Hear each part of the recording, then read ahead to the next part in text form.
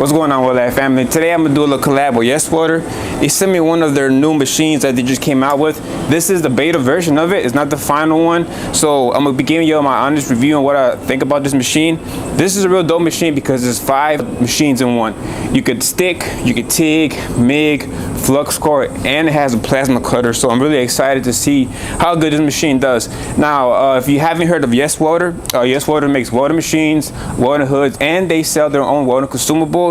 I did a previous review on one of their smaller machines. I think I paid $150. It does TIG and stick. I used it on the field and I was really surprised on how good that little machine worked. So today they sent me this one, be giving you my honest review, what I do like about it and what I don't. I'm gonna try to max out the settings whenever I do TIG. I wanna see how good it can handle the heat. With this type of machine, you can plug it into a 110 or a 220. The 220 is the one that plugs into like your washing machine. I will not use 110 on this simply because you need that juice, especially when you weld in a pipe or anything else. You just want the 220 just to have the extra power source. Now they have an early bird special for this one. If you get this machine, it's going for $500 right now, but after the early bird special is done with, it's going to retail for $1,000. I will have all the information in the description box below if you want to check it out. Now if you do check out any other welding machines, if you use the code WeldLab, you'll get a 10% discount off of it. But before I get started, let's check out the quality of the machine. I'm really digging the color, man. Red and black is my favorite color. Usually YesWelder is like baby blue and gray, but I'm really digging the switch up. It's dope. Really like how it looks. It only weighs 25 pounds. It's all aluminum in the front. I really like how they did the black. In the front of the machine, you have all your ports. This is where you put your TIG, stick, your plasma cutter, and this is where you put your MIG machine at. In the front right here, you have a little thing to protect the screen. I found one flaw about it already. For some reason, the screen falls off. I think it's just a malfunction. I think they could do a little bit better. It's not a big issue, but it'll be nice for it not to just fall off, you know. Plus, this is a digital screen right here. I'll show you how to work the menu. I'm not gonna go too deep into the details of how to work the menus, just enough to get the idea. But this is one thing I really like for them to fix. I'm actually tell them if they can improve that. I feel like they did really good with the detail on this machine on the front. And on the side over here, this is where you're gonna put your wire at. This machine welds MIG and a flux. You'll use the 10-pound wire. You put it in here, run it through there, and you'll be ready to burn. It's really compact. One thing about a machine like this is good for you if you work out your garage. You don't need 5 different machines, so you'll have less clutter. One machine will do it all. You don't need to have an extra plasma cutter, an extra machine to do stick or whatever. By the way, this machine welds 60-10. They have a lot of machines on the market, but not many can weld those 60-10 rods. I'm gonna see if I can put a root in here. I'm gonna see how it looks. I'm gonna tell you what I think about it. Try this machine out, man. I'll let you know how I like it. Machine that comes with a couple of accessories. Comes with a 10-foot MIG welding gun, a 13-foot plasma cutter, 13-foot TIG torch, 10-foot electro holder, 8-foot double-threaded air pipe for the MIG, and a 10-foot ground clamp.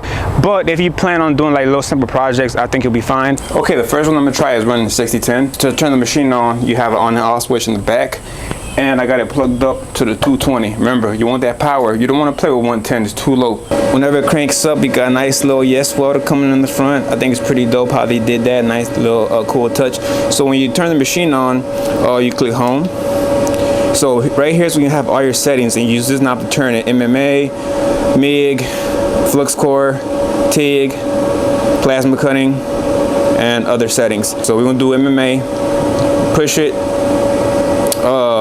and if you look up here on the corner, you have more settings. Let's see.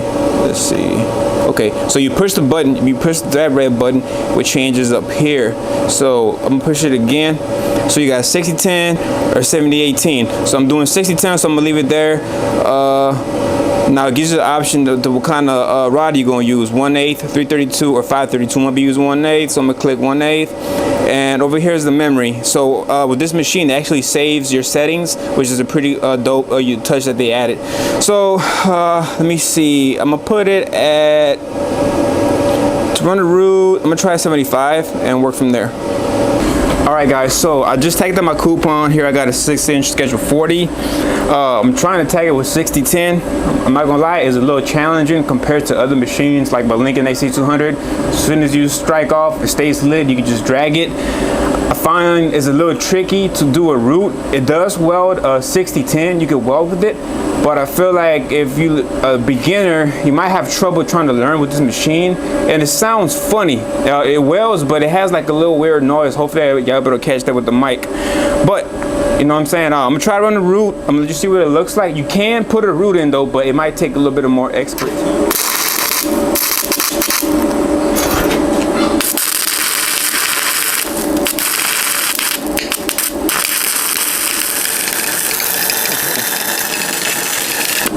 So I started beating. I feel like it needs a little bit more heat.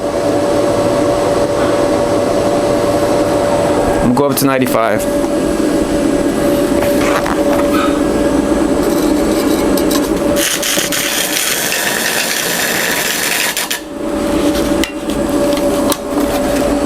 As you can see, it keeps shutting off. I feel like maybe this machine would be better for 60-10 structure for pipe. Not gonna lie to y'all, it's not doing too good. I noticed with this machine, when you do 60-10, you have to like long arc it. When you start, you got to long arc it, let it heat up, then you dig in. Compared to other machines, like which is the bigger brands like Lincoln and Miller, you could just strike and this rod will stay lit. But the root's coming out decent. I'm not gonna lie, the root coming out good.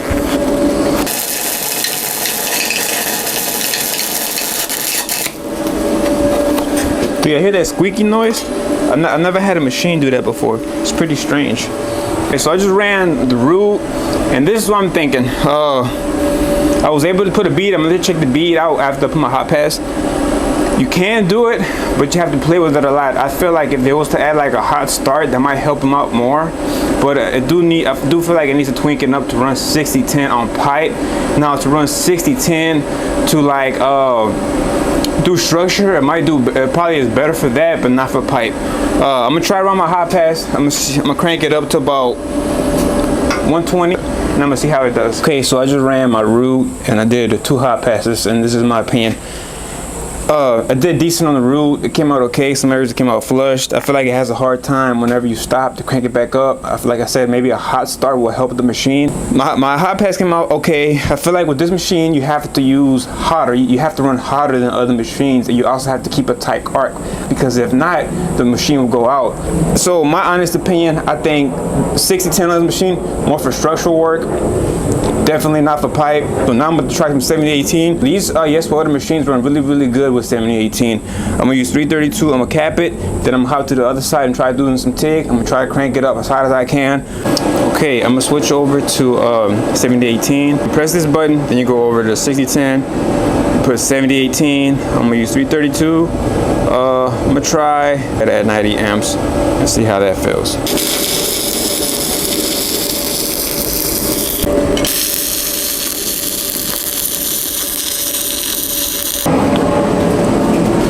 It actually does real good with 70-18. I got my chipping hammer, so we can use. Check that out though. Yeah, 70-18 is way better. I don't think I'm gonna cap it all the way, but I'm gonna still try to run 2 little stringers for y'all, so I can see what it looks like. So we can hop onto TIG and see how good it does with TIG. All right, guys. So I just finished doing my 70-18. With 70-18, I think it's a really good job. It burns. It's nice and smooth. Once again, with this machine, I feel like you just gotta have to keep a tight arc on there. You can't long arc it like other machines because it will shut off. But if you keep a nice little tight arc on there, I think you'll have a nice pretty cap. I didn't go ahead and cap it. You know, I just still ran 2 stringers just so you get the idea. Now I'm about to hop into some TIG. I'm not gonna do a root on this side, but I want to see how good it can stack that metal in. I'm gonna crank it up, man. I think I'm gonna crank it up to about 160. Then I'm gonna go with 200 and see how it welds at 200 amps. So I had it at 150. I feel like it can take some more heat, so I just crank it up to 200. That's max, 200 amps. Let me see how good it welds.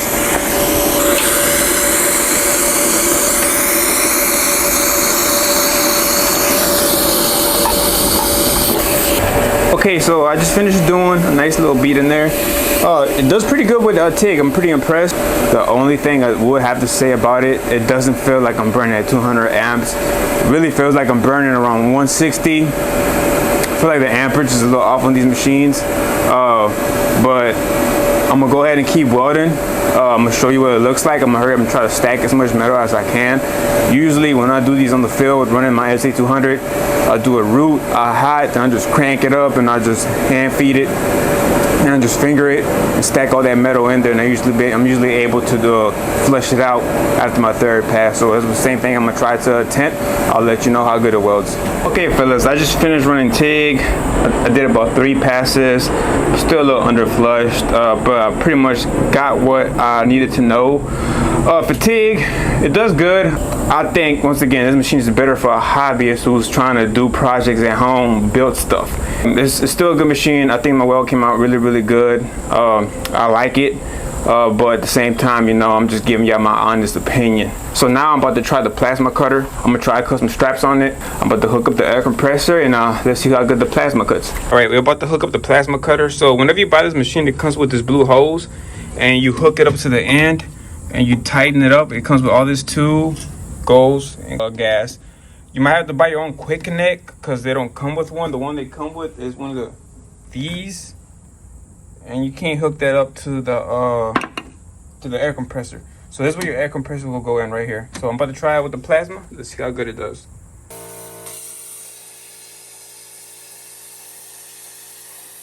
I was really amazed about how good it cuts with the plasma cutter. I'm cutting some Schedule 40 right now, and it did amazing. I'm not used to cutting with the plasma cutter. It's been a while since I used it. That's why you couldn't see that piece of metal just instantly fall off, but I guarantee you it was a nice clean cut. I think this is my favorite thing about this welding machine is the plasma cutter. From 1 to 10, I'm gonna give it a 10. I was really amazed by it.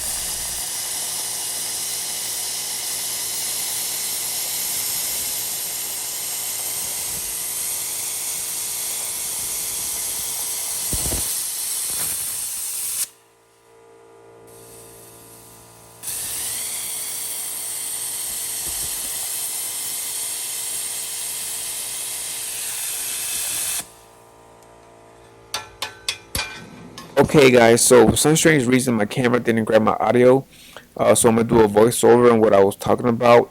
Now do y'all see where I'm laying my hand at, that black welding machine right there? That's another YesWelder MIG machine. Now the red one that I had today, it welds MIG also, but whenever I was welding with it, for some strange reason it melted the point where the nozzle goes at, and I couldn't even weld with it anymore. So I reached out to YesWelder and they ended up sending me a new one. I hope I could do another video using the MIG on this red one. But the reason why I decided to grab that black machine is because my guy asked Santana Welding Services, that's the one he uses, and he said he loves the machine. He could do a nice route on there. It's a great machine. So I'm pretty sure I ended up just getting a bad MIG whip. One thing about YesWelder is that if you have an issue with the product, they will fix the issue. Everything is under warranty. Now, if you watch this video and you're thinking about getting this machine, my suggestion to you is get this if you're a welder hobbyist and you just plan on using it to build projects, maybe build tables, weld fences. If you plan on trying to use this machine to like weld x-ray pipe, I will not get it unless it's just TIG, simply because it struggles with 60-10 on doing the root. It's good with 60-10 on structure. But other than that, I think this is a good machine. I think my favorite part about it is the plasma cutter, and I can see myself using this machine more often. But anyways, other than that, I'm sorry for the audio guys. I appreciate you if you got this far. We'll see you in the next one. Peace.